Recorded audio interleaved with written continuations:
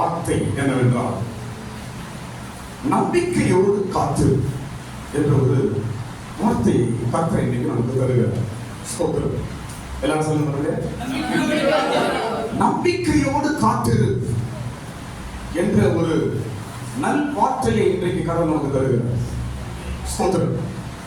எந்தெந்த விஷயத்தில் நீங்கள் ஜெபத்தோடு தேவ சமூகத்தில் அமைதியாய் பொறுமையாய் எந்த காரியத்திற்காக நீங்கள் காத்துக் கொண்டிருக்கிறீர்களோ அந்த காரியத்திற்காக கடவுள் இன்னைக்கு உங்களோடு பேசுகிறார்.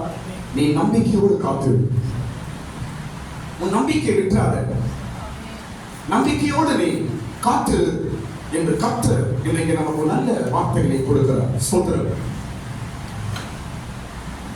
எதிர்பார்ப்போடு இருக்கிற தேவ பிள்ளையே, ஏதோ ஒரு காரியத்திற்காக காத்துக் கொண்டிருக்கிற தேவ பிள்ளையே, இன்றைக்கு இயேசு உங்களோடு கூட பேசுகிறார். ஸ்தோத்திரம். நம்பிக்கை விட்டுறாத, நம்பிக்கை விட்டுறாத. ஸ்தோத்திரம். நீ நம்பிக்கையோடு காத்து என்று கர்த்தர் பேசுகிறார். ஸ்தோத்திரம். நீண்ட நாள் காத்திருப்பது இருதயத்திற்கு இளைப்பை கொண்டு வரும். ஆனால் நினைத்தது வரும் பொழுது ஜீவ விருட்சம் போல இருக்கும். ஒருவேளை ரொம்ப நாள் காத்திருந்து இந்த வேலை நடக்கலையே, இந்த காரியம் நடக்கலையே, இந்த விஷயம் நடக்கலையே, நான் எதிர்பார்த்து நடக்கலையே என்று ஒருவேளை உன் இருதயம் இளைத்து போகிறதா? அடுத்த வார்த்தை அங்கே சொல்லப்படுகிறது. நீ நினைத்தது, நீ எதிர்பார்ப்பு பார்த்தது வரும் பொழுது ஜீவ விருட்சம் போல உன் இருதயம் மாறும். நினைத்தது வரும் பொழுது. அதே வசனத்தில் நினைத்தது வரும் பொழுது என்று எழுதப்பட்டிருக்கிறது. ஸ்தோத்திரம். அப்படி என்றால் என்ன? நான் நினைத்தது வரும், நான் நினைத்தது நடக்கும், நான் எதிர்பார்த்தது எனக்கு ஆண்டவர் கைகூடி வர செய்வார். ஸ்தோத்திரம். நம்பிக்கையோடு காத்திருங்கள் என்று இன்றைக்கு கர்த்தர் நமக்கு நல்ல வார்த்தையை கொடுக்கிறார். ஸ்தோத்திரம். சோர்ந்து போகாதீங்க, இழைத்து போகாதீங்க. ஸ்தோத்திரம். உன் எதிர்பார்ப்பை கர்த்தர் அறிவார், நீ காத்திருப்பதை கர்த்தர் அறிவார். ஸ்தோத்திரம். கர்த்தருக்காக காத்திருப்பதை மனுஷனுக்கு சொல்லக்கூடாது. நான் கடவுளுக்காக காத்திருக்கிறேன், இந்த விஷயத்தை நான் கடவுளுக்காக காத்திருக்கிறேன் என்று நினைக்கிறவர்கள் நீங்கள் மனிதரிடத்திலே அதை சொல்லவே கூடாது. இதை யார் இடத்துல படிக்கிறோம் என்றால் மரியாள் இடத்துல படிக்கிறோம். தேவ தூதன் சொல்லிக் கொடுத்ததை மரியாள் யாரிடத்தில் சொல்லவில்லை, இருதயத்திலே வைத்துக் கொண்டார். அதுதான் கர்த்தருடைய காரியம். நீங்கள் கடவுளிடத்தில் காத்திருக்கிறேன், கடவுளிடத்தில் நான் எதிர்பார்த்திருக்கிறேன், கடவுள்கிட்ட நான் ஜெபம் பண்ணி கொண்டிருக்கிறேன், கடவுள்கிட்ட நான் பேசிக் கொண்டிருக்கிறேன், எனக்கும் கடவுளுக்கும் தான் இதுக்கு சம்பந்தம் இருக்குது, எனக்கும் கடவுளுக்கு தான் இது தெரியும் என்று நீ நினைப்பாய் என்றால் இந்த விஷயத்தை உன் வாயால் ஒரு மனிதனுக்கும் சொல்லக்கூடாது. அதுதான் அந்த காரியத்திற்கு ஒரு பெரிய வல்லமையை கொடுக்கும். ஆமென். கர்த்தருக்கு ஸ்தோத்திரம். காத்திருப்பது பைபிளில் பார்க்கும் பொழுது கர்த்தர் இந்த காத்திருப்பதை நிறைய விஷயமா நாம் பார்க்கிறோம். முதல் காரியம், மோசேக்கு சொன்னார், நீ சீனான் மலையிலே வந்து காத்திரு. ஸ்தோத்திரம். இரண்டாவது, இயேசு சொன்னார் சீஷர்களுக்கு, நீங்கள் எருசலேமிலே காத்திருங்கள் என்று சொன்னார். ஸ்தோத்திரம். காத்திருப்பது என்பது கடவுள் ரொம்ப பிரியம். சங்கீதத்தில் படிக்கிறோம், அவருக்கு காத்திருக்கிற மேல் அவர் பிரியப்படுகிறார். ஸ்தோத்திரம். நீங்க இதை வெளியே சொன்னீங்கன்னா மற்றவங்க சிரிப்பாங்க, ஆமா இதுலாம் என்று சொல்லி மற்றவர்கள் அதை உங்களை புரிந்து கொள்ள முடியாது. ஸ்தோத்திரம். கடவுளுடைய விஷயம் மனுஷன் புரிஞ்சுக்க முடியாதுங்க. ஸ்தோத்திரம். மனிதன் நினைக்காதான் கர்த்தர் செய்வார். மனிதன் நினைக்காத செய்வார். அதுதான் நமக்கும் கடவுள் இருக்கிற ஒரு சம்பந்தம், நடக்கும் நமக்கும் கடவுளோடு இருக்கிற ஒரு உறவு. இதை மனுஷன்கிட்ட சொன்ன நினைச்சுங்க, நம்ம நம்பிக்கையை ஒன்றும் உடைச்சு போடுவோம். இதை மனுஷன்கிட்ட சொன்னா அவன் சிரிப்பான், மனுஷனை போட்டா அவனுக்கு புரியாது. ஸ்தோத்திரம். ஆனால் உனக்கும் கர்த்தருக்கும் இருக்கிற இந்த உறவை நீ தொடர்ந்து நீ காத்திரு, கர்த்தர் பெரிய காரியங்களை செய்வார். ஸ்தோத்திரம். நம்பிக்கையோடு காத்திரு என்று நாம் வேதத்துல நாம் படிக்கிறோம். ஸ்தோத்திரம். இப்போ ஒரு முக்கியமான ஒரு இடத்துக்கு நான் வரும். எல்லாரும் புலம்பல் புஸ்தகம் எடுங்க, அதில் நான் பேச போறேன். புலம்பலின் புஸ்தகம் 3ஆம் அதிகாரம், புலம்பலின் புஸ்தகம் 3ஆம் அதிகாரம், புலம்பலின் புஸ்தகம் 3ஆம் அதிகாரம் 26ஆம் வசனத்துல ஒரு வார்த்தை நாம் படிக்கிறோம். கர்த்தருடைய ரட்சிப்புக்கு நம்பிக்கையோடு காத்திருக்கிறது நல்லது. புலம்பல் 3ஆம் அதிகாரம் 26ஆம் வசனம். கர்த்தருடைய ரட்சிப்புக்கு நம்பிக்கையோடு காத்திருக்கிறது நல்லது. ஆமென். இன்றைக்கு இந்த வார்த்தையில் தான் சில காரியங்கள் நாம் படிக்க போகிறோம். ஸ்தோத்திரம். இதை யார் எழுதுவது என்றால் எரேமியா எழுதுகிறார். எப்போ எழுதுகிறார் என்றால் கடவுளுடைய ஜனங்கள் எல்லாம் அடிமையாய் இருக்கும் பொழுது இந்த வார்த்தைகள் எழுதப்படுகிறது. இந்த புத்தகத்தின் பெயரே புலம்பல் தான். இந்த புத்தகத்தின் பெயரே புலம்பல். புலம்பல் என்ன? தன்னுடைய வேதனைகள் எல்லாம் சொல்றதுதான் புலம்பல். எனக்கு நடக்கலையே, இப்படி இருக்கிறது, என் சூழ்நிலை இப்படி இருக்கிறது, என் நிலவரம் இப்படி இருக்கிறது, என் காரியம் இப்படி இருக்கிறது என்று வேதனையை சொல்லுவதுதான் புலம்பல். இந்த புலம்பல்ல எரேமியா சொல்லுகிறார், கர்த்தருடைய ரட்சிப்புக்கு நம்பிக்கையோடு காத்திருப்பது என்ன? நல்லது. கர்த்தருடைய ரட்சிப்புக்கு நம்பிக்கையோடு காத்திருப்பது நல்லது. நல்லது. நீங்க காத்திருக்கிறீர்களா? நல்லது. ஜெபம் பண்ணி காத்திருக்கிறீர்களா? நல்லது. விசுவாசத்தோடு காத்திருக்கிறீர்களா? நல்லது. பரலோகத்தை பார்த்து காத்திருக்கிறீர்களா? நல்லது. நான் மனிதனிடத்திலே காத்திருக்கவில்லை, கர்த்தரிடத்தில் காத்திருக்கிறேன் என்று சொல்கிறாயா? நல்லது. ஸ்தோத்திரம். உண்மையாய் உன் நம்பிக்கை வீண் போவதில்லை. நிச்சயமாய் எல்லா காரியங்களுக்கும் முடிவு உண்டாகும். ஆமென் சொல்லுங்க. ஹல்லேலூயா. நிச்சயமாய் முடிவு உண்டாகும். நம்பிக்கை ஒருபோதும் கடவுள் வீணாக்க மாட்டார். ஸ்தோத்திரம். கர்த்தரிடத்தில் காத்திருப்பது நல்லது. கர்த்தரிடத்தில் நம்பிக்கையோடு நாம் காத்திருப்பது நல்லது. ஸ்தோத்திரம். இப்ப பாருங்க, ஒரு விஷயம் சொல்ல போறேன் பாருங்க. இதே ஆளு இன்னொரு இடத்துல ஒரு வார்த்தை வேற மாதிரி சொல்றாரு பாருங்களேன். இதே ஆளு இதே புத்தகத்துல இதே எரேமியா கர்த்தரிடத்தில் காத்திருப்பது நல்லது என்று சொன்ன அதே ஆளு இன்னொரு இடத்துல வேற மாதிரி சொல்றாரு. எந்த வசனம் அது?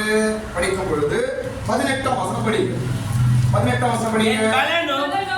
நான் கர்த்தருக்கு காத்திருந்த நம்பிக்கையும் அழிந்து போயிற்று என்றேன். என் பெலனும் நான் கர்த்தருக்கு காத்திருந்த நம்பிக்கையும் என்ன ஆயிடுச்சா? அழிந்து போயிடுச்சு. யார் சொல்றது? இதே ஆதான் சொல்றது. காத்திருப்பது நல்லது என்று யார் சொன்னாங்களோ அதே ஆள் சொல்றாரு, என் நம்பிக்கை எல்லாம் போயிடுச்சு, என் நம்பிக்கை எல்லாம் போயிடுச்சு என்று மிகவும் வேதனையாய் சொல்லுகிறார். ஸ்தோத்திரம். நம்பிக்கை போய்விட்டது என்று சொன்ன அதே ஆளு 26ஆம் வசனத்துல என்ன சொல்றாரு? காத்திருப்பது, நம்பிக்கையோடு காத்திருப்பது நல்லது. எப்படி இது மாற்றம்? இப்படி சொன்னாரு, உடனே இப்படி எப்படி மாறிட்டாரு? நம்பிக்கையே இல்லப்பா, என் நம்பிக்கையே இல்ல, நம்பிக்கை எல்லாம் போச்சு என்று சொன்ன ஆளு இப்ப என்ன சொல்றாரு? காத்திருப்பது, நம்பிக்கையோடு காத்திருப்பது நல்லது, நான் நம்பி இருக்கிறேன் என்று சொல்றார். எப்படி இது? எப்படி இது மாறிச்சு? அங்க வேற மாதிரி சொல்றாரு, இங்க வேற மாதிரி சொல்றாரு. எப்படி மாறிச்சு? இவருக்குள்ள எப்படி மாற்றம் உண்டாயிற்று? நம்பிக்கை செத்து போன ஆளு, நம்பிக்கை இழந்து போன ஆளு, நம்பிக்கையே இல்லப்பா எல்லாம் போச்சுப்பா என்று வெறுத்து போன ஆளு இப்போ நம்பிக்கையை பத்தி பேசுறாரு. எப்படி எப்படி இது மாற்றம்? நம்ம கூட சில நேரத்துல அட போப்பா நம்பிக்கை இழந்து போகிறோம், நம்பிக்கையான வார்த்தை இல்ல, சோர்ந்து போகிறோம், இருதயம் இழைத்து போகிறது, ஜெபம் பண்ணி சில காரியங்களை எதிர்பார்த்து சோர்ந்து போகிறோம், பலவீனப்பட்டு போகிறோம். ஆனா போப்பா பேச்செல்லாம் ஒரே வெறுப்பான பேச்சா வருது. ஸ்தோத்திரம். உன்னையும் கூட புது நம்பிக்கை நான் இருக்க கர்த்தரால் முடியும். சோர்ந்து போயிருக்கிறாயா? உன் நம்பிக்கையும் புதுதாய் மாற்றுவார். வெறுத்து போயிருக்கிறாயா? உன்னையும் நம்பிக்கை உள்ள மனுஷனாய் மாற்றுவார். வாழ்க்கை வெறுத்து போச்சா? எதிர்பார்ப்பு வெறுத்து போச்சா? குடும்பத்தின் காரியங்கள் வெறுத்து போச்சா? எதிர்பார்த்து நடக்கலையே என்று வேதனையா இருக்கிறாயா? இல்லை, உனக்கு ஒரு புது நம்பிக்கை வரப்போகிறது. கையை தட்ட. புதிய நம்பிக்கையை இயேசு கொடுக்க போகிறார். ஒரு புதிய நம்பிக்கை உள்ள மனுஷனாய் உன்னையும் இயேசு மாற்ற போறாரு. ஸ்தோத்திரம். நம்பிக்கை இழந்து போன இந்த எரேமியா எப்படி மறுபடியும் நம்பிக்கை இவருக்கு வந்தது என்றால் ஒரே வசனம் அவரை மாத்திச்சு. அப்படியே எந்த வசனம் சொல்றாங்க? எந்த வசனம்? 22ஆம் வசனம் அப்படியே அவரை மாற்றி விட்டது. கர்த்தருடைய கிருபையே அவருடைய இரக்கங்களுக்கு முடிவில்லை. ஆமென். 22ஆம் வசனம் அப்படியே மாத்திச்சுங்க அவரை. சொன்னவர். நான் சொல்றேன் கவனிங்களேன். வீட்டுல போயிட்டு இந்த புலம்பல் 3ஆம் அதிகாரம் 1 21 இல்ல 20 வசனம் வரைக்கும் படிங்க, எப்படி இருக்குதுன்னு. அதுக்கப்புறம் 22ஆம் வசனத்துக்கு அப்புறம் எப்படி இருக்குதுன்னு வீட்டுல படிச்சு பாருங்க. அப்படியே மாறும். 1 20 வசனம் வரைக்கும் வெறுப்புல பேசுறாரு. 1 20 வசனம் வரைக்கும் வெறுப்பு, கசப்பு என்று சொல்றாரு பாருங்க. 19 வசனம் படிங்க. 19 வசனம். எட்டியும் என் சிறுமையும் என் தவிப்பையும் நினைத்தருளும். என் வாழ்க்கை கசப்பா இருக்குது, என் வாழ்க்கை வெறுப்பா இருக்குது, என் நம்பிக்கை போச்சு, என் ஆத்மா சமாதானம் இல்லாமல் இருக்கிறது என்று வெறுப்புல பேசுறாருங்க. புலம்பல் 3ஆம் அதிகாரம் 1ஆம் வசனத்திலிருந்து 20ஆம் வசனம் வரைக்கும் வெறுப்பு வெறுப்பு வெறுப்பு, நம்பிக்கை இல்லை நம்பிக்கை இல்லை. ஸ்தோத்திரம். அப்படி இருந்த ஒரு வார்த்தை உள்ள மனிதன் 22ஆம் வசனத்துக்கு அப்புறம் அவர் பேச்ச மாறுது. காரணம் கிருபை. எந்த வசனம் மாத்திச்சு அவரு? எந்த வார்த்தை மாத்திச்சுங்க? கிருபை. 22ஆம் வசனம், நாம் நிர்மூலமாகாமல் இருப்பது கர்த்தருடைய கிருபையே. ஸ்தோத்திரம். கிருபை ஒரு மனிதனை தூக்கி நிறுத்துகிறது. கிருபை ஒரு மனிதனை மறுபடியும் வாழ வைக்கிறது. கிருபை ஒரு மனிதனை மறுபடியும் கட்டுகிறது. ஸ்தோத்திரம். நான் சொல்றேன் கவனிங்க. கிருபை இயேசுவின் மூலமாய் வந்தது. இயேசுவுக்கு முன்பாய் மனிதனுக்கு காண்பிக்கப்பட்டது இரக்கம். இயேசுவுக்கு பிற்பாடு மனிதன் மேல் காண்பிக்கப்படுவது கிருபை. ஸ்தோத்திரம். இந்த கிருபைக்கு நான் ஒரே ஒரு டெஃபினிஷன் சொல்றேன் பாருங்க. நிறைய சொல்லலாம் கிருபை. கிருபை என்றால் என்ன என்பது நிறைய சொல்லலாம். ஆனா ஒண்ணே ஒண்ணு சொல்றேன் பாருங்க. கிருபை என்றால் ஒரு பாவியின் மீது கடவுள் காட்டுகிற கருணை தான் கிருபை. ஒரு பாவியான மனுஷன் மேல கடவுள் காட்டுறார் ஒரு கருணை, இரக்கம், அது பேர் தான் கிருபை. ஸ்தோத்திரம். உம்முடைய கிருபையினால் நாங்கள் ரட்சிக்கப்பட்டோம் என்று பவுல் எழுதுகிறார். ஸ்தோத்திரம். கிருபை. ஸ்தோத்திரம். இயேசுவுக்கு முன்பாய் கிருபை இல்ல, இயேசுவுக்கு பிற்பாடு கிருபை. பாவி ஒன்றுக்கு உதவாதவன், இவன் கெட்டவன், இவன் பயங்கரமானவன், இவன் நல்லவனே கிடையாது, இவன் செய்யறதெல்லாம் துன்மார்க்கம், இவன் கெட்டவன், இவன் உருப்பட மாட்டான் என்று யாரை சொன்னார்களோ அவன் மீது இயேசு காண்பித்ததுதான் கிருபை. அது பேர் தான் கிருபை. ஸ்தோத்திரம். ஸ்தோத்திரம். யாருக்கு இந்த கிருபை? புறஜாதியார் நம்ம மேல கடவுள் இயேசு காட்டினார் கிருபை. யூதர்களுக்கு கிடைப்பது கிருபை அல்ல, புறஜாதியார் நம்ம மேல கிடைக்குது பாரு, அது பேர் தான் கிருபை. கையை தட்டுங்க. ஹalleluya. யூதர்களுக்கு கிருபை அல்ல, உனக்கும் எனக்கும் கிருபை. கெட்டவனாகிய உனக்கும் எனக்கும் இயேசு காண்பித்தது பேர் தான் கிருபை. ஸ்தோத்திரம். பாவியாகிய நம்ம மீது காண்பித்தது தான் கிருபை. இந்த கிருபை தான் இந்த மனுஷன் அப்படியே மாத்துது. இந்த எரேமியாவோட வார்த்தை அப்படியே மாத்துது. ஸ்தோத்திரம். இந்த காலத்தில் நான் பேசுகிறேன். இந்த காலத்தில் தேவ வார்த்தை சொல்லுகிறார், இதுவரைக்கும் ஒருவேளை சோர்ந்து போயிருக்கிறாயா? குடும்பத்தின் காரியம், பிள்ளைகளின் காரியம், சூழ்நிலையின் காரியத்தினால உன் விசுவாசம் குறைந்து போயிருக்கிறதா? சோர்ந்து போயிருக்கிறாயா? ஸ்தோத்திரம். ஆண்டவர் சொல்லுகிறார், என் கிருபை உனக்கு போதும் என்று பேசுகிறார். இனி தேவ கிருபை உன் மீது இருக்கும். உன் வார்த்தைகள் நான் மாறப்போகிறது. உன் வார்த்தைகள் விசுவாசமாய் மாறப்போகிறது. உன் வார்த்தைகள் நம்பிக்கையுள்ள வார்த்தையாய் மாறப்போகிறது. உனக்கு ஒரு தைரியம் உண்டாக போகிறது. ஸ்தோத்திரம். இதுவரைக்கும் ஒருவரை சோர்ந்து போய் பேசியிருக்கிறார். என்னப்பா வாழ்க்கை, என்னப்பா கஷ்டம், ஒரே கஷ்டம், ஒரே பிரச்சனை, ஒரே இந்த சூழ்நிலை, என்ன குடும்பம், என்ன வாழ்க்கை என்று ஒருவேளை வெறுத்து போய் கடவுள் மேல நம்பிக்கை குறைந்து ஜெபம் இல்லாமல் இருக்கலாம். ஒருவேளை தேவ சமூகத்துக்கு தூரமா இருக்கலாம். ஸ்தோத்திரம். இன்றைக்கு ஆண்டவர் பேசுகிறார், என் கிருபை நான் உனக்கு தரப்போகிறேன். கர்த்தருடைய கிருபை நம்மை அப்படியே புரட்டி போடும். எரேமியா எப்படி சோர்ந்து போய் பேசினாரோ, என் வாழ்க்கை கசப்பா இருக்குது, என் நம்பிக்கையெல்லாம் செத்து போச்சு என்று எப்படி பேசினாரோ, அவர் இப்ப 26ஆம் வசனத்தில் பேசுகிறார், கர்த்தரிடத்தில் நம்பிக்கையாயிருப்பது நல்லது, நான் நம்பிக்கையாயிருப்பேன். ஸ்தோத்திரம். ஸ்தோத்திரம். கிருபை நம்மை மறுபடியும் புது உயிர் கொடுக்கும். ஸ்தோத்திரம். கிருபை நம்மை புதுசா மாற்றும். ஸ்தோத்திரம். கிருபை நம்மை ரீசார்ஜ் பண்ணும். கிருபை நம்மை மறுபடியும் தூக்கி நிறுத்தும். கிருபை நம்மை மறுபடியும் சந்தோஷத்தை கொடுக்கும். ஸ்தோத்திரம். இந்த கிருபை என்னென்ன கொடுக்கும் என்பதை ஒரு 5 காரணம் சொல்ல கவனிங்க. இந்த கிருபை நமக்கு என்னென்ன செய்யும் என்பதை அதே அதிகாரத்தில் நான் சொல்றேன். புலம்பல் 3ஆம் அதிகாரத்தில் ஒரு 5 காரியங்கள் நான் சொல்லுவேன். ஸ்தோத்திரம். ஏனென்றால் இந்த எரேமியா புலம்பி விசுவாச நம்பிக்கை போயிற்று என்று சொன்னவர் இப்ப நம்பிக்கையோடு பேசுகிறார். காரணம், அவர் கிருபையை சந்திக்கிறார்.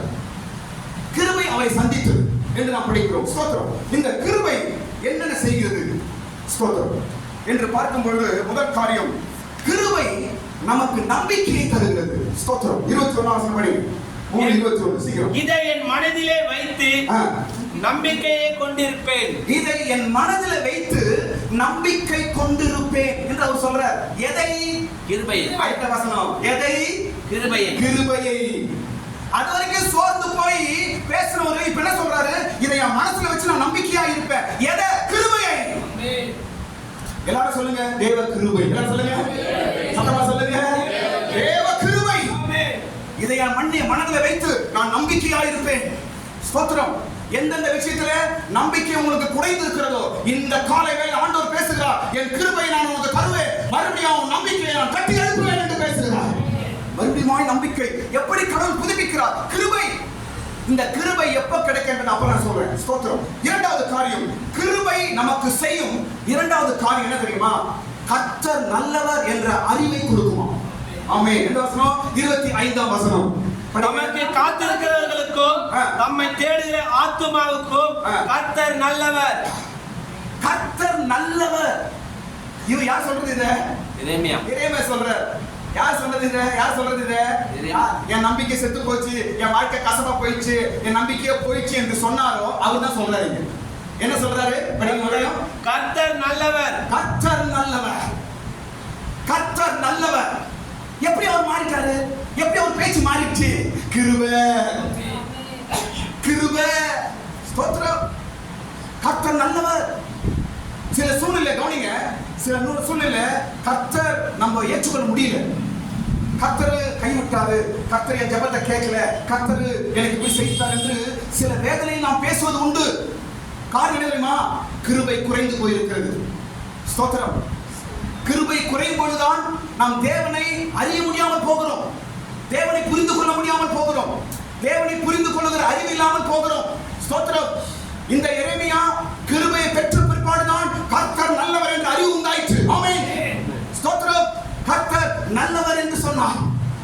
ஸ்தோத்திரம். கர்த்தர் நல்லவர் என்று இந்த கிருபை நமக்கு சொல்லிக் கொடுக்கிறது. மூன்றாவது காரியம், கிருபை செய்யும் மூன்றாவது காரியம் என்ன தெரியுமா? நம்மை கர்த்தரிடத்தில் காத்திருக்க செய்யும். என்ன செய்யும்? கர்த்தரிடத்தில் காத்திருக்க செய்யும். ஸ்தோத்திரம். கர்த்தரிடத்தில் காத்திருப்பதற்கு ஆண்டவர் கிருபை தருகிறார். ஸ்தோத்திரம். சீஷர்கள் காத்திருந்தார்கள், கிருபை காத்திருக்க செய்யும். நான்காவது காரியம், கிருபை செய்யும் நான்காவது காரியம் என்னவென்றால் நாம் நிர்மூலமாகாதபடிக்கு நம்மை பாதுகாக்கும். என்ன செய்யாது? நிர்மூலமாகாதபடிக்கு நம்மை பாதுகாக்கும். நிர்மூலமாகாம என்ன? நாம் உடைஞ்சு போகாம, கெட்டு போகாம, நம்ம வாழ்க்கை அழிஞ்சு போகாம, நம்ம வாழ்க்கை சின்ன பின்னம் ஆகாம நம்மையும் நம் குடும்பத்தையும் காப்பாற்றும் கிருபை. நாம் நிர்மூலம் ஆகாமல் இருப்பது அவருடைய கிருபை. கிருபை உன்னிடத்தில் இருக்கும் என்றால் நீயும் கெட்டு போக மாட்டோம், குடும்பம் கெட்டு போவாது. எப்படி ஒரு உப்பு ஒரு பொருளை கெட்டு போகாமல் பாதுகாக்கிறதோ அது போலதான் இயேசு உப்பு என்ற கிருபையை நம்ம மேல வைக்கிறார். நாம் கெட்டு போவதில்லை, நாம் அழிந்து போவதில்லை, நாம் உடைந்து போவதில்லை, நாம் நாசமாவதில்லை, நாம் நிர்மூலமாவதில்லை. காரணம் கிருபை. ஸ்தோத்திரம். ஆளே மாறிட்டார், கிருபை பேச்செல்லாம் மாறிச்சு இருக்கு. ஸ்தோத்திரம். அடுத்த காரியம், ஐந்தாவது காரியம், கர்த்தர் நமக்கு இறங்கும்படி செய்யும் இந்த கிருபை. கர்த்தர் நமக்கு இறங்கும்படி செய்யும் இந்த கிருபை. கர்த்தர் உங்களுக்கு இறங்கும்படி செய்வார். கர்த்தர் இறங்குவார். என்ன வசனம் அது? 32ஆம் வசனம். 32ஆம் வசனம். இறங்குவார். கர்த்தர் இறங்குவார். கிருபை கர்த்தர் மேல இறங்க செய்யும். இவ்விதமாய் கிருபை நமக்கு செய்யும் 5 காரியங்கள் என்று பார்த்தோம். ஸ்தோத்திரம். இந்த கிருபை தான் எரேமியாவின் வார்த்தையோடு மாற்றுது. அப்படியே அவர் சோர்ந்து போனவரை நம்பிக்கையோடு காத்திருக்க செய்தது. ஸ்தோத்திரம். இந்த நாளிலும் அந்த கிருபை நம்ம யாவர் மீது இறங்குவதாக. அந்த கிருபை பெற்று நாம் இங்கிருந்து போவோமாக. ஸ்தோத்திரம். இயேசு கிறிஸ்துவின் மூலமாய் இந்த கிருபை நம் எல்லாருக்கும் உண்டாகிறது. ஸ்தோத்திரம். கிருபை நம்மை காத்திருக்க செய்கிறது. கிருபை நமக்கு நம்பிக்கையை கொடுக்கிறது. கிருபை நம்மை தூக்கி நிறுத்துகிறது. ஸ்தோத்திரம். இந்த கிருபையை எப்படி பெற்றுக்கொள்வது? இந்த கிருபை சொல்றோமே, இது எப்படி நமக்கு கிடைக்கும்? இது நம்ம எப்படி பெறுறது? ஸ்தோத்திரம். என்றால் அதிகாலையில் இந்த கிருபை நமக்கு கிடைக்கிறது. படிக்கிற வசனம் 27 3ஆம் அதிகாரம் 23ஆம் வசனம் படி. அவைகள் காலைதோறும் புதியவைகள். அவைகள் காலைதோறும் புதியவைகள். இந்த கிருபை நமக்கு எப்ப கிடைக்குதா? காலைதோறும். கிருபையை நாம் பெற்றுக்கொள்ள வேண்டும் என்றால் கவனிங்க, கிருபையை நாம் பெற்றுக்கொள்ள வேண்டும். என் சூழ்நிலை மாறணும், என் நிலைமை மாறணும். ஸ்தோத்திரம். என் நம்பிக்கை மாறணும், என் பின்மாற்றங்கள் மாறணும், என் அவநம்பிக்கையெல்லாம் மாறணும். நான் மறுபடியும் கடவுளுக்காக நிற்கணும். நான் மறுபடியும் எழுப்பி நிற்க வேண்டும். நான் மறுபடியும் ஆண்டவருக்காக பிரயாசப்படணும். விசுவாசமா மறுபடியும் மாறணும் என்று நினைப்பாய் என்றால் இந்த கிருபை உனக்கு உதவி செய்யும். எப்ப இந்த கிருபை பெற்றுக் கொள்வது? அதிகாலையில். காலைதோறும் கிருபை புதியது. ஸ்தோத்திரம். மன்னாவை இஸ்ரவேலர்கள் வனாந்தரத்தில் பொறுக்கினாங்க. அவங்களுக்கு மன்னாவை கடவுள் தினமும் காலையிலே அவங்களுக்கு கொடுத்தார். புதுசு அந்தந்த நாளைக்கு புதுசு. ஸ்தோத்திரம். இந்த கிருபை என்பது காலையிலே கடவுள் நமக்கு கொடுக்கிறது. ஸ்தோத்திரம். காலையில எழுந்து நீங்க கர்த்தரை தேடும் போது இந்த கிருபை உங்களுக்கு கிடைக்கும்.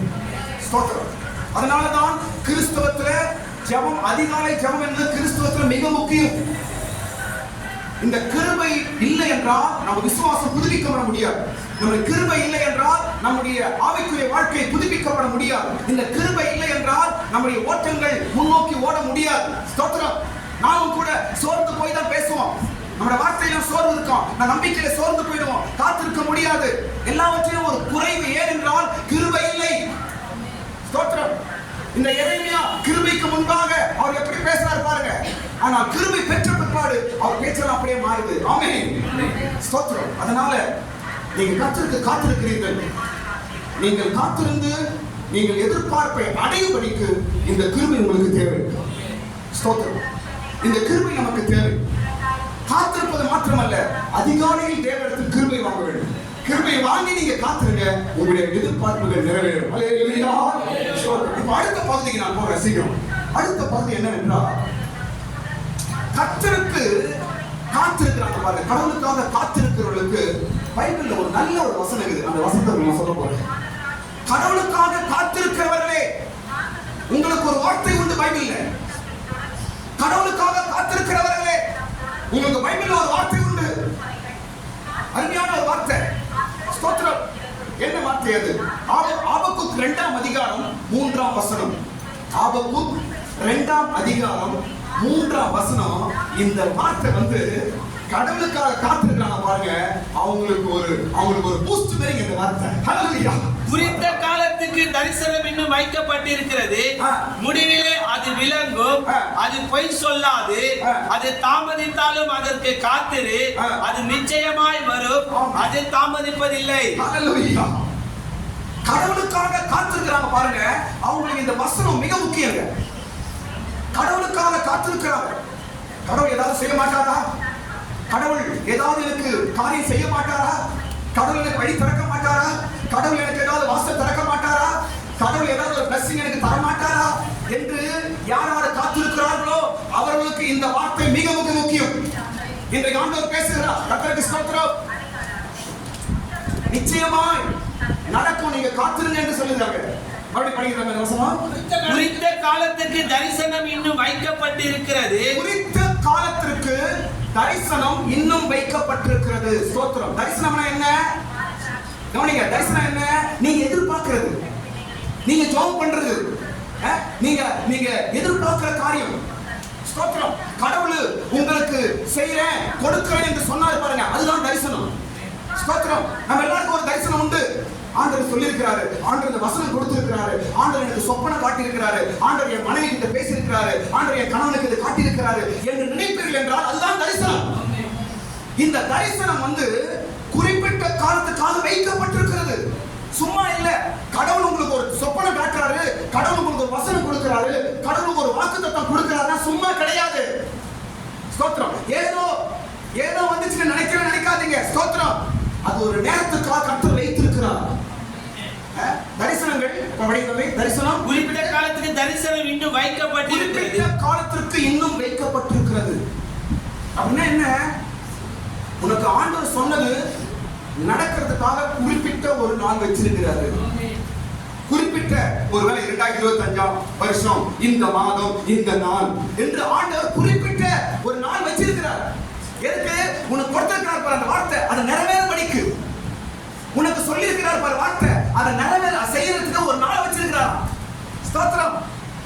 அது முடிவிலே நடக்கும். அதனை படிக்கிறோமே, முடிவிலே அது விளங்கும். முடிவிலே அது விளங்கும் நடக்கும். உனக்கு கடவுள் சொன்ன வார்த்தை நடக்கும்.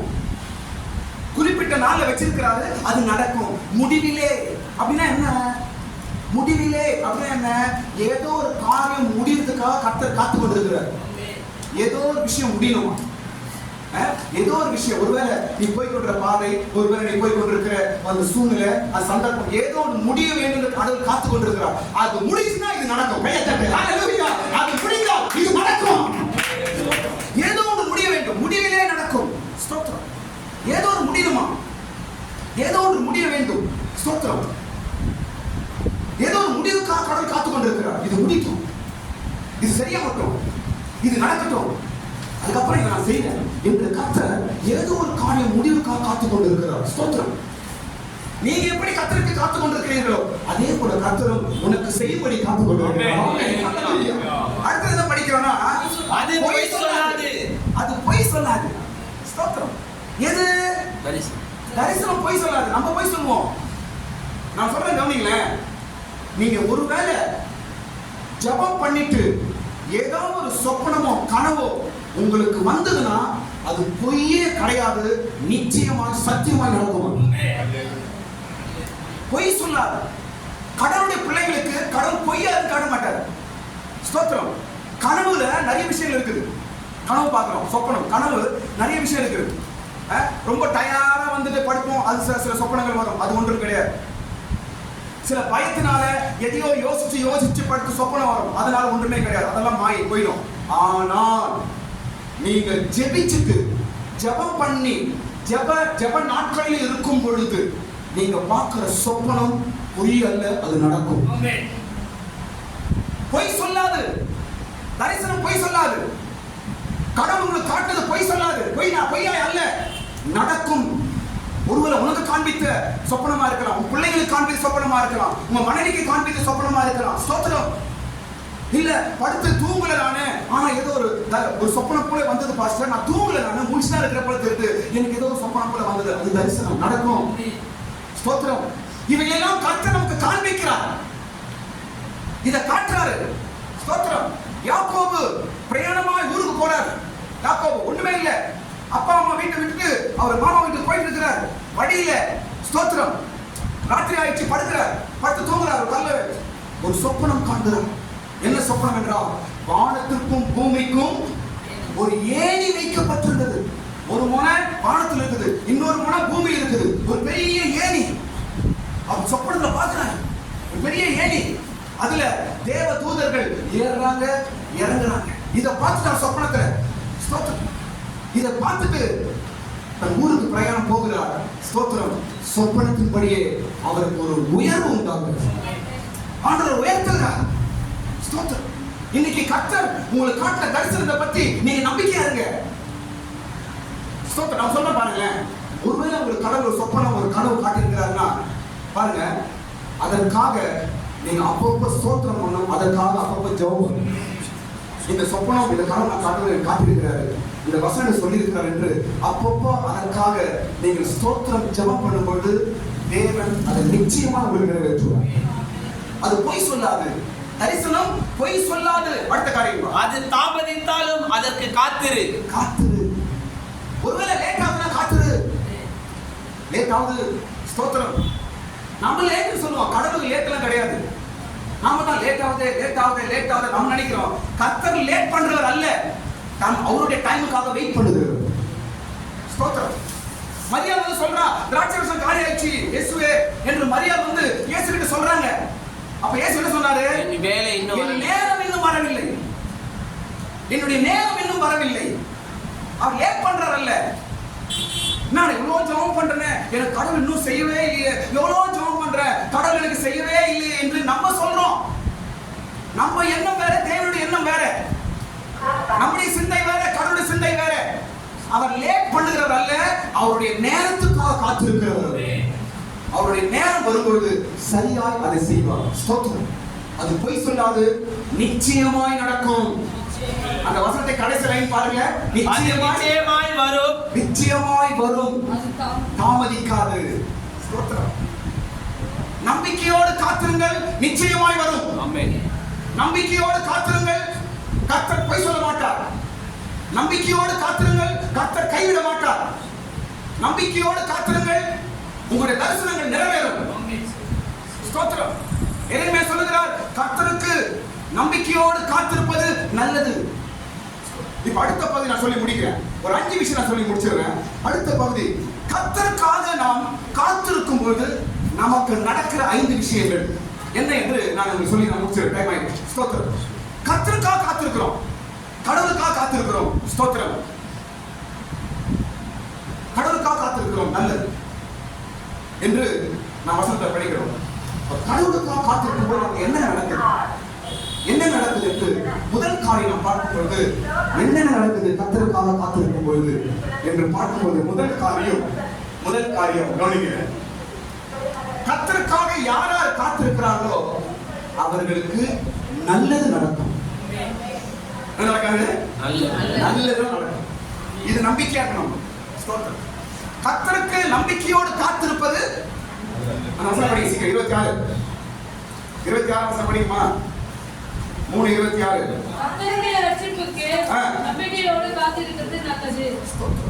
காத்திருப்பது என்னவாது? நல்லது. காத்திருக்கிறவர்களுக்கு நல்லது நடக்கும். சோர்ந்தே போகாதீங்க. நாள் ஆகட்டும், யார் வேணா எப்படி வேணா சொல்லட்டும், யார் வேணா சொல்லிக்கிட்டோம், யார் எப்படி வேணா சிரிச்சுக்கிட்டோம், யார் நம்மளை பைத்தியக்காரன்னு சொல்லிக்கிட்டோம். ஆனால் கர்த்தருக்கு நீ காத்திருப்பாய் என்றால் உனக்கு நல்லதுதான் நடக்கும். எனக்கு நல்லது நடந்துச்சுப்பா என்று நீங்க சொல்லுவீங்க. ஆமென். கர்த்தர் எனக்கு நல்லது செய்தார் என்று சொல்லுவாய். கர்த்தருக்கு காத்திருந்து தீமையை பெற்றவர்கள் பைபிள் எங்கேயுமே கிடையாது. கர்த்தருக்கு காத்திருந்தவர்களுக்கு கெட்டது நடந்தது என்று யாரும் சொல்ல முடியாது. கர்த்தருக்கு காத்திருப்பது நல்லது, நல்லது நடக்கும், நல்லதுதான் நடக்க போகுது. ஸ்தோத்திரம். நல்லதே நடக்கும். ஸ்தோத்திரம். நல்ல காரியங்கள் அவர்களுக்கு நடக்கும். ஸ்தோத்திரம். ஒருவேளை கர்த்தருக்கு காத்திருப்பாய் என்றால் சீக்கிரத்தில் நீங்கள் நன்மையை பெறுவீர்கள், நல்லது நடக்கும். இரண்டாவது காரியம் சொல்ற பாருங்க. கர்த்தருக்கு காத்திருக்கிறவர்களுக்கு நடக்கிற இரண்டாவது விஷயம் என்னன்னா, இந்த புலம்பல், இந்த புக்கு எழுதும்போது இஸ்ரவேல் ஜனங்கள் எல்லாம் பாபிலோன்ல அடிமையா இருந்தார்கள். பாபிலோன் தேசத்துல அடிமையா இருந்தார்கள், காத்திருந்தார்கள், அடிமையிலிருந்து வெளியே வந்தார்கள், எருசலேமை கட்டினார்கள். ஸ்தோத்திரம். காத்திருக்கிறவர்கள் ஒரு நாள் அடிமையிலிருந்து வெளியே வருவார்கள். காத்திருக்கிறவர்கள் ஒரு நாள் பிரச்சனையிலிருந்து வெளியே வருவார்கள். காத்திருப்பவர்கள் ஒரு நாள் அவருடைய எல்லா வேதனையிலிருந்தும் வெளியே வருவார்கள். வெளியே வந்து என்ன பண்றாங்க? எதை கட்டினாங்க? அவங்க எருசலேமை கட்டினார்கள். இன்றைக்கு இருக்கிற எருசலேம் பட்டணம், ஸ்தோத்திரம், மறுபடியும் கட்டப்பட்டது. ஸ்தோத்திரம். அப்படின்னா அர்த்தம் என்ன? நாம் கடவுளுக்காக காத்திருக்கும் பொழுது நம்மை கொண்டு கர்த்தர் புதிய காரியங்களை கட்டுவார். ஸ்தோத்திரம். நம்மை கொண்டு ஒரு காரியத்தை கட்டுவார். ஸ்தோத்திரம். நாம் வெளியே வருவோம். கடவுளுக்காக காத்திருக்கிறவர்கள் ஒரு நாள் பிரச்சனையிலிருந்து வெளியே வருவாங்க. கடவுளுக்காக காத்திருக்கிறவர்கள் ஒரு நாள் அடிமைத்தனத்திலிருந்து வெளியே வருவார்கள். பிரச்சனை போராட்டம் என்று கவலைப்பட்டுக் கொண்டிருக்கிறாயா? நீ செய்ய வேண்டிய காரியம் ஒன்றே ஒன்று, கர்த்தருக்காக நம்பிக்கையோடு காத்திரு. ஒரு நாள் நீ வெளியே வருவாய்.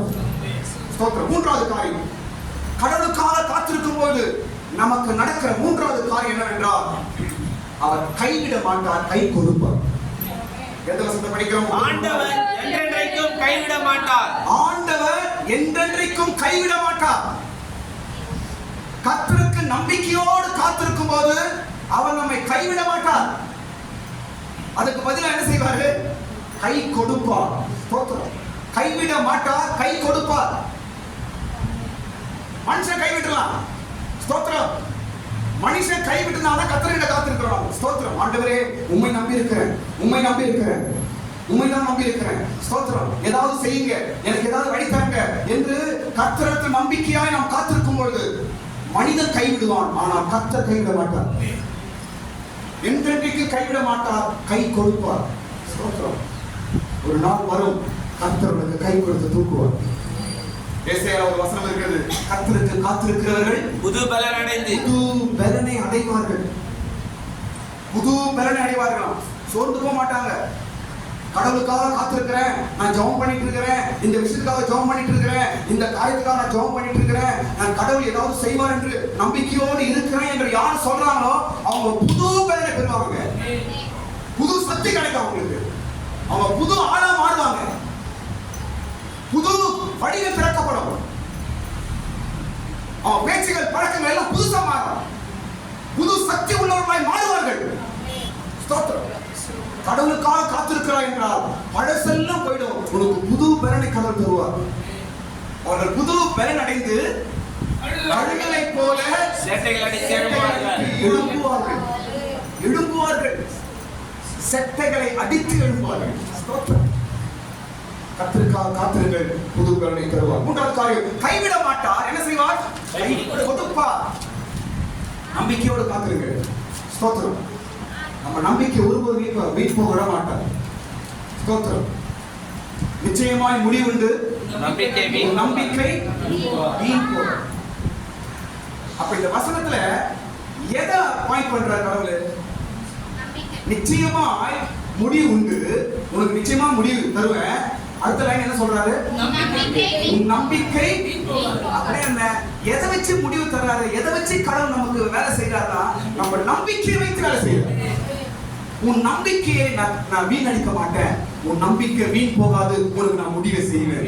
உன் நம்பிக்கையை நான் கனப்படுத்துவேன், உனக்கு காரியங்களை செய்வேன். உன் நம்பிக்கையை கெட்டு போக விட மாட்டேன், உனக்கு நான் காரியங்களை செய்வேன். உனக்கு முடிவை உண்டாக்குவேன். உன் பிரச்சனைகளுக்கு முடிவு உண்டாக்குவேன். உன் கஷ்டத்துக்கு முடிவை உண்டாக்குவேன்.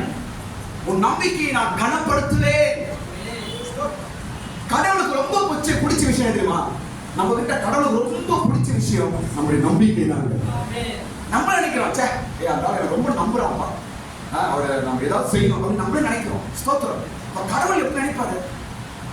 நீங்க கடவுளுக்கு செலுத்த வேண்டிய ஒன்றே ஒன்று நம்பிக்கை.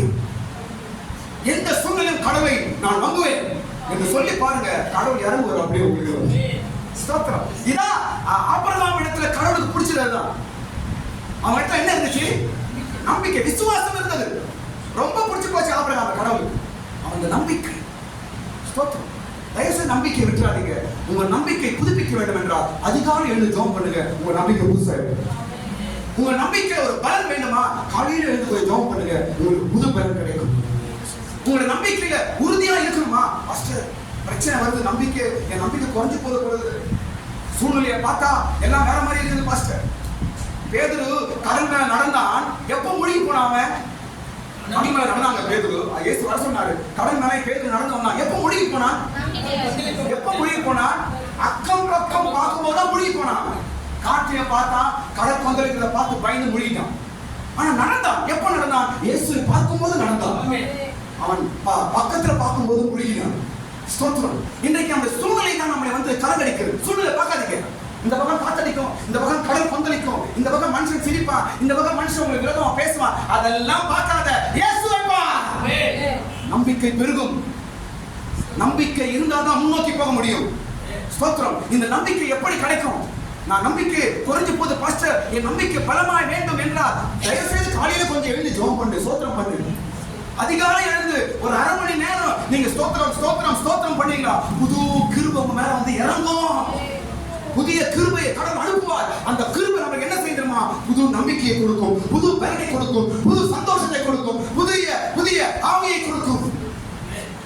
புதிய காரியங்களை செய்யும் வழிகள் திறக்கப்படும். ஸ்தோத்திரம். அதிகாலையில் நாம் தேவனை தேடுவது குறையும் பொழுதுதான் நம்ம கிட்ட எல்லா ஆவிக்குரிய வாழ்க்கையும் குறைகிறது. ஜாக்கிரதை. ஸ்தோத்திரம். இந்த கிருபைதான் எரேமியாவின் வார்த்தையை மாற்றுகிறது. இந்த கிருபைதான் எரேமியாவுக்கு புது நம்பிக்கை தருகிறது. இந்த கிருபைதான் எரேமியாவின் கசப்பான வாழ்க்கையை நம்பிக்கையான வாழ்க்கையை மாற்றுகிறது. ஸ்தோத்திரம். அவருடைய கிருபை நமக்கு தேவை. ஸ்தோத்திரம். இந்த நாளிலும் கூட அவருடைய கிருபை நம்ம இறங்கிக் கொண்டுதான் இருக்கிறது. இங்கிருந்து போகும்போது கிருபை உள்ளவர்களாய் நாம் கடந்து போவோமாக. ராமே சொல்லுங்க. ஹalleluya. கிருபை பெற்றவர்களாய் இங்கிருந்து கடந்து போவோமாக. கடைசி காரியம் ஒரு 2 காரியம் சொல்லி முடிக்கிறேன். கர்த்தருக்காக காத்திருக்கும் பொழுது நமக்கு நடக்கும் 4வது காரியம் என்ன தெரியுமா? இது தாவீது சொல்ற சங்கீதத்துல, கர்த்தருக்காக காத்திருக்கும் பொழுது கடவுள் நம்மை ஸ்திரப்படுத்துவார். அருமையான வார்த்தை. சங்கீதம் 31ஆம் சங்கீதம் 24ஆம் வசனம் படிக்கும் பொழுது, 31ஆம் சங்கீதம் 24ஆம் வசனம் படிக்கும் பொழுது, கர்த்தருக்காக காத்திருக்கும் பொழுது அவர் நம்மை ஸ்திரப்படுத்துவார். ஸ்திரப்படுத்துவார் அர்த்தம் என்ன? கர்த்தருக்கு காத்திருக்கிறவர்களே, நீங்கள் எல்லோரும் திடமனதாய் இருங்கள். அவர் உங்கள் இருதயத்தை ஸ்திரப்படுத்துவார். அவர் உங்களுடைய இருதயத்தை ஸ்திரப்படுத்துவார். ஸ்திரம் அப்படின்னா என்ன? ஸ்ட்ராங். ஸ்திரம், ஸ்திரப்படுத்துவது, அசையாது. எதுக்கு ஸ்ட்ராங் பண்றோம்? அசையாம இருக்குதான், விழுந்து போகாம இருக்குதான் ஸ்ட்ராங் பண்றது. இந்த பில்டிங் கட்டிருக்காங்க, இந்த பில்டர்லாம் போட்டு என்ன பண்ணிருப்பாங்க? ஸ்ட்ராங், அசையா கூடாது. அப்ப அசையாமல் நாம் ஸ்திரமா இருக்கும்படிக்கு நமக்கு என்ன தேவை? கர்த்தருக்காக காத்திருக்கும். காத்திருக்கும் போது நம்மை ஸ்திரப்படுத்துவார். ஸ்திரம் உண்டாகும், குடும்பத்தில் ஸ்திரம் உண்டாகும். ஸ்தோத்திரம். உங்க எதிர்காலம் ஸ்திரமாய் மாறும். உங்க பிள்ளைகள் வாழ்க்கை ஸ்திரமாய் மாறும். நீ செய்யற வேலையில ஸ்திரம் உண்டாகும். உங்க குடும்பத்துல ஸ்திரம் உண்டாகும். யாரும் அசைக்க முடியாத உன் குடும்பத்தை, யாரும் அசைக்க முடியாத உன் பிள்ளைகளை, யாரும் அசைக்க முடியாத உன் வீட்டை. ஸ்தோத்திரம். எத்தனை புயல் வந்தாலும் உன் குடும்பத்தை அசைக்க முடியாது. எத்தனை காற்று வீசினாலும் உன் பிள்ளைகளை யாரும் அசைக்க முடியாது. எத்தனை விதமான போராட்டங்கள் வந்தாலும் உன் வீட்டை யாரும் அசைக்க முடியாது. காரணம், இந்த குடும்பம் கர்த்தருக்காக காத்திருக்கிற குடும்பம் இல்லை. அதனால் ஒருவரும் அசைக்க முடியாது. கர்த்தர் ஸ்திரப்படுத்துவார். ஸ்தோத்திரம். சொல்லுங்க, உங்க பிள்ளைங்களை எதிர்காலத்துல நல்ல ஸ்திரமான ஒரு பொசிஷன் வேணும், எங்க பிள்ளைங்க நல்ல ஸ்திரமான ஒரு ஃபியூச்சர் வேணும் என்று நீங்க ஆசைப்படுவீங்கன்னா நான் சொல்றேன் பாருங்க, மாசத்துல ஒரு நாள் உங்க பிள்ளைகளுக்காக தேவ சமூகத்தில் காத்திருக்கும். தயவு செய்து நீங்க பண்ணுங்க. பெற்றோர் நான் சொல்றேன், மாசத்துக்கு ஒரு நாள் என் பிள்ளைகளுக்காக மாத்திரம் நான் ஜெபிக்கிற நாள் என்று ஒரு நாளை நீங்க செட் பண்ணுங்க. பாருங்க, உங்க பிள்ளைகளின் வாழ்க்கையை கர்த்தர் ஸ்திரப்படுத்துவார். கர்த்தருக்கு காத்திருக்கும் பொழுது நாம் ஸ்திரப்படுவோம். நல்ல பொசிஷனை கர்த்தர் தருவார். உங்க பிள்ளைகளுக்கு நல்ல எதிர்காலத்தை உங்க பிள்ளைகளுக்கு கர்த்தர் தருவார். நல்ல வாழ்க்கையை உங்க பிள்ளைகளுக்கு கர்த்தர் தருவார். நல்ல உத்தியோகத்தை கர்த்தர் உங்க பிள்ளைகளுக்கு தருவார். அது எப்படி? ஸ்திரமானதை கொடுப்பார். இப்படி ஆர்டர்லாம் கிடையாது. ஆமென். ஸ்திரமான ஒரு பொசிஷனை உன் பிள்ளைகளுக்கு இயேசு தருவார். எப்பொழுது? கர்த்தருக்காக காத்திருங்க. பெற்றோர்களுக்கு நான் ஒரே வார்த்தை சொல்றேன், மாதத்துல ஒரு நாள் உங்க பிள்ளைகளுக்காக தேவ சமூகத்தில் உட்கார்ந்து தான் ஆக வேண்டும். இப்பதான் விட்டுருவாங்க. எப்போ உட்காருவாங்க தெரியுமா? அவங்க பிள்ளை கல்யாணம் ஆகும் போதோ அவங்க பிள்ளைங்க பிரச்சனை அப்போ உட்காந்துருவாங்க.